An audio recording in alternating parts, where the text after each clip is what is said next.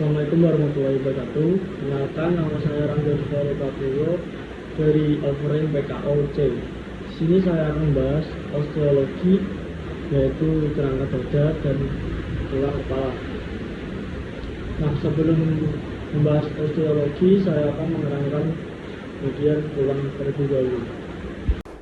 Tulang terdiri dari tulang keras atau bone, merupakan jaringan ikat yang kaku, keras, dengan serabut kolagen yang tertanam di dalam matriks. Kedua, di dalam matriks sel tulang terdapat kalsium yang dapat bergerak dan diserap oleh darah. Yang ketiga, hal ini merupakan peran penting tulang dalam proses homeostatis kadar kalsium dalam darah.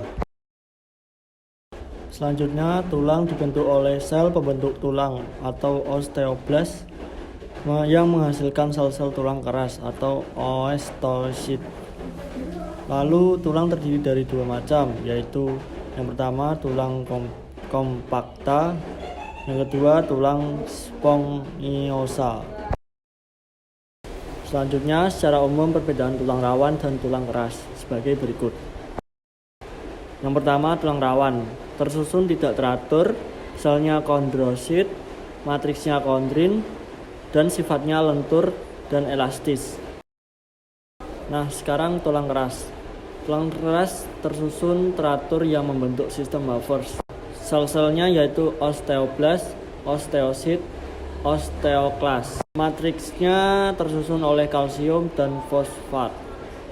Sifatnya keras, kuat, dan kaku, dan terdapat dalam ruangan yang disebut lakuna.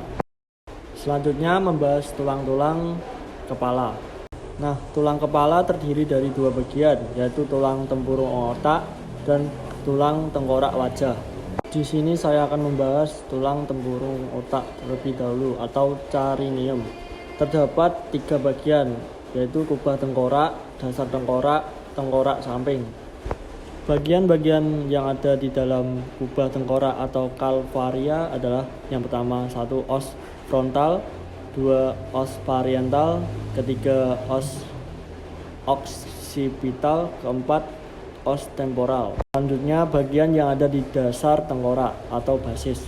Yang pertama os sphenoidal, yang kedua os ethmoidale.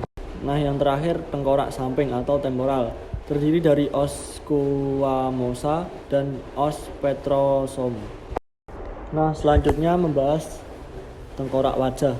Tengkorak wajah terdiri dari dua bagian, yaitu bagian hidung dan bagian rahang. Nah, bagian hidung terdiri dari 4 bagian. Yang pertama os lacrimal, yang kedua os concha, yang ketiga os nasal, yang keempat septum nasi. Nah, selanjutnya bagian rahang terdiri dari 5 bagian, yaitu yang pertama os maxillaris, yang kedua os mandibularis, yang ketiga os zygomaticum, yang keempat os palatum, yang terakhir os hyoid. Selanjutnya tulang-tulang kepala. Di sini terdapat gambar tulang kepala dan dibagi menjadi 2 bagian, yaitu A caranium dan B tulang wajah. Yang pertama di bagian tulang caranium, yaitu yang pertama os frontale, yang kedua os parietale, yang ketiga os occipitale, yang keempat os temporale. Selanjutnya tulang wajah terdiri dari os mandibula, nomor 5 itu, nomor 6 os maxilla, yang nomor 7 os nasale, nomor 8 os zygomaticus, dan nomor terakhir nomor 9 dentes. Nah, selanjutnya membahas tentang kerangka dada. Kerangka dada terdiri dari os centrum atau tulang dada dan os costae tulang iga. Yang pertama membahas tulang dada. Terdiri dari manubrium stentri, corpus sterni, dan yang terakhir processus hypoid. Nah, selanjutnya membahas tentang os costae atau tulang iga. Terdiri dari costae vera, 7 iga sejati, dan yang kedua costae spuria, 5 iga tidak sejati. Dan yang terakhir Costae fluitante, terdiri dari 2 iga melayang. Nah, di sini terdapat gambaran yaitu kerangka dada. Nah, kerangka dada ini terdiri dari 2 bagian. Yang pertama, bagian A ini menunjukkan os sternum atau tulang dada. Dan bagian B ini menunjukkan os costae, tulang iga. Nah, bagian A nomor 1 itu manibrum sterni. Yang nomor 2 corpus sterni. Yang nomor 3 processus hippoid. Selanjutnya bagian B nomor 4 itu costea vera, nomor 5 costea spuria, dan nomor 6 costea fluitante.